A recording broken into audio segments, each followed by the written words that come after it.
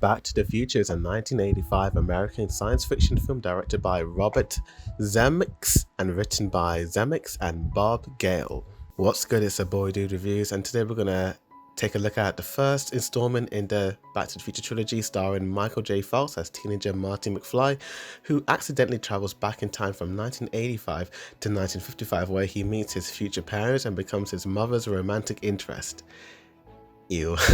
Christopher Lloyd portrays the eccentric scientist Dr. Emmett Doc Brown, his friend and the inventor of the time-traveling DeLorean automobile, who helps Marty repair history and return to 1985. And the cast also includes Lee Thompson as Marty's mother, Lorraine, Crispin Glover as his father George, and Thomas F. Wilson as Biff Tannen, Marty and George's arch nemesis. And both Robert Zemeckis and Bob Gale wrote the script after Bob Gale wondered whether he would ever truly befriend his father if they had attended school together. The film studios rejected it until the financially successful film Romancing the Stone by Robert Zemeckis and Steven Spielberg approached him, who agreed to produce the project at Amblin Entertainment with Universal Pictures as its distributor. And Micheal J Fox was indeed the first choice to play Marty McFly, but he was very busy filming his TV show Family Ties, and Eric Stoltz was cast. After the filmmakers decided he was the wrong choice for the role, a deal was struck to allow Micheal J Fox to film Back to the Future without interrupting his television schedule.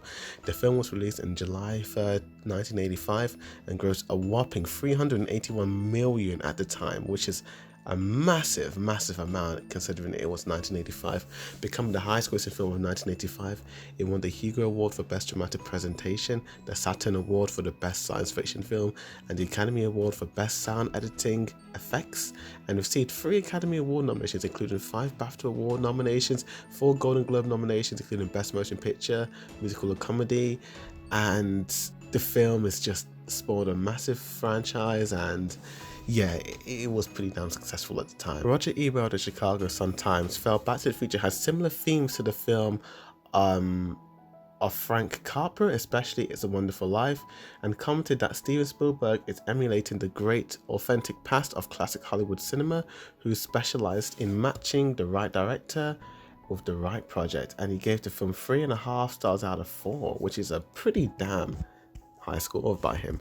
So obviously this film garnered a massive success during the 80s, and yeah, the 80s was just dishing out a lot of great movies and just great stuff. But what do I think about it? Well, I remember this film as a kid, and I've seen this trilogy so many times when I was younger that it's kind of hard to imagine life without these movies, you know.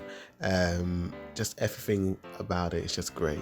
But watching it for the first time in a long time, what do I think about it? Let's talk about the good of this film. And what I like about this film is just this really light-hearted, like, I just love this adventure, you know. For a movie that's only 2 hours long, it sure does fly by. Like, everything is happening, so every scene that happens has there's like no one scene that doesn't have that doesn't feel unnecessary. Each scene serves the plot, and each scene is very necessary and great. I just like the characters in this film. I like Marty McFly and Doc Brown's kind of like scientist, and it's kind of like a Batman and Robin-esque type of like relationship in a way. It kind of reminded me of it, where you got Doc Brown, who has all the answers, and you got like Marty McFly, who's kind of like the Robin of the two, who's just like, oh gee whiz, Batman, what are we gonna do next? And he kind of has that vibe to it, and I really got that vibe, particularly from the Adam West version of Batman. It did feel like that in a way, but I can't imagine Doc Brown flying through Gotham City like that. I can't. I'm sorry, dude. But I really do like the film. I like the music in this film is so cool, you know, like flipping Huey Lewis in the news, blasting out Power of Love was just flipping amazing. I love Robert Zemeckis' direction. It is a comedy, you know, it's an action comedy in a way, and the humor really does work. It's a little dated, but I still really liked it, you know. I liked the characters of Marty's parents. I thought the dad, who was played by Crispin Glover, was really great, and you had Lee Thompson, who does the mother of Marty McFly, sorry, the mother for Marty McFly, both young and old. When the movie started, I thought they were different actresses, but then when it ended, it made me realize that, oh crap, they were the same person. And like, just the way they acted out was just really great. I flipping loved the acting by them. They were really great. Like, oh, just great and fantastic. I love the whole pacing of this film. It flows really well, and it's just an all action-packed flick, you know, like it all just works really damn well, and it's just so cool just imagining what life would be like if you had gone back in time, and how that would, the actions would affect like the future in a way, and just I flipping loved all that stuff, you know. I actually thought the music was done by John Williams, but I found out it was done by Alan Silverstreet, and that surprised me. I actually thought it was Robin Williams, but yeah, it did have that vibe and like funk to it, and yeah, I really liked it. If I'm to give this film any criticism and like any negative stuff, I did find the whole type of like his mother having a romantic interest in him, like Marty McFly, was a bit weird. Obviously they don't know that they're related, like she doesn't know that that's his son of the future. I mean, who would?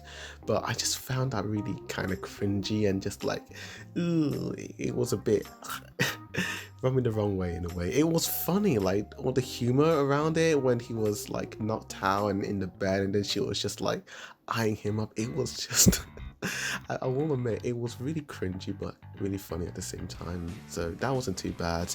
But also, like, I don't know, it does get a little bit too 80s. Like when the movie begins, you have the principal just flipping, like berating this poor guy, saying that Marty McFly is nothing and he's not going to accumulate to anything more than what he is. And it's just, God, this extreme, like man, it feels like the whole world is against this dude, you know. And like it kind of reminded me a little bit of Footloose, where like the main character Kevin Bacon is like always being like picked on, and just like the whole world seems to be against him. It kind of reminded me about that in a way.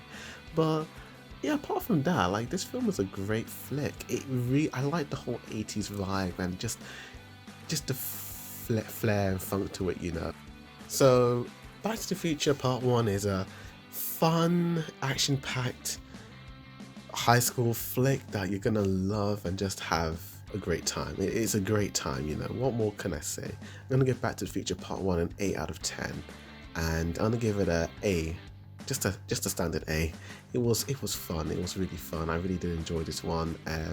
Another negative is the bully is just a little bit over the top and like over exaggerated. Like he's just this creep, and just this like, oh, he's just so creepy and just such a nasty guy. Like the way they just write him is just, but bullies in like 80s movies were always written to be these over the top dudes and dudettes who just almost unrealistic, you know. I can't wait to watch the second and third parts of this film again, so I can't wait for it. Can't believe this movie spent 11 weeks at #1 back in 1985.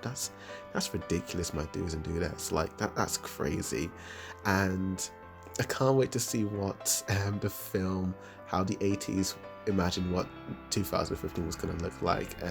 But that'll be for another video, to be honest with you. But thank you for watching this review. Please like and share this video.